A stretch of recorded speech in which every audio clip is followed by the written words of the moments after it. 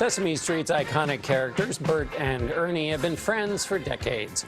But the longtime debate over their relationship just took a new turn. A former writer on the show said in comments published last weekend he considered the two to be a gay couple and based their relationship on his own. But the organization behind Sesame Street said yesterday that Bert and Ernie are simply best friends.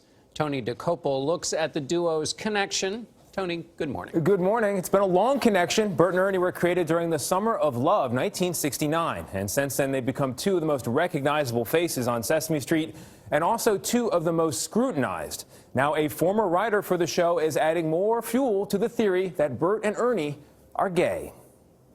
Do you like me, Bert? Do I like you? Well, of course I like you, Ernie. You're my best friend. For nearly 50 years, Ooh, I'm home, Bert. Bert and Ernie have been the symbol of friendship for young audiences around the world. I like you.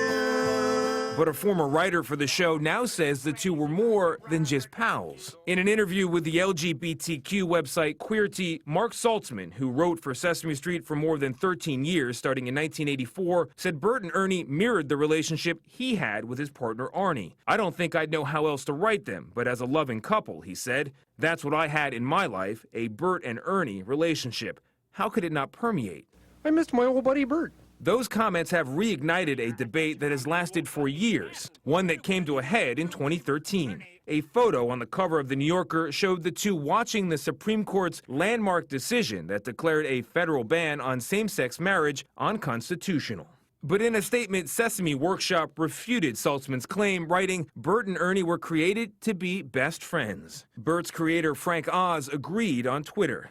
Does it really matter? There's much more to a human being than just straightness or gayness. Sesame Street has long been at the forefront of diversity in television. The other children at school don't want to play with me because I'm HIV positive.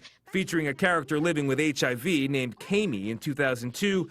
I know that Fluffster helps you feel calm, too. And just last year, introducing Julia, who has autism. They belong to the people who create them, but they also belong to everyone else, right? Elahe Izadi writes for The Washington Post. She says people's interpretation of these characters might go against the creator's intent. People are longing to see a more accurate representation of the world in which they live. Come on. So I think it's just touching a nerve for a lot of people who are thinking more deeply about the notion of representation and how people even talk about sexual orientation.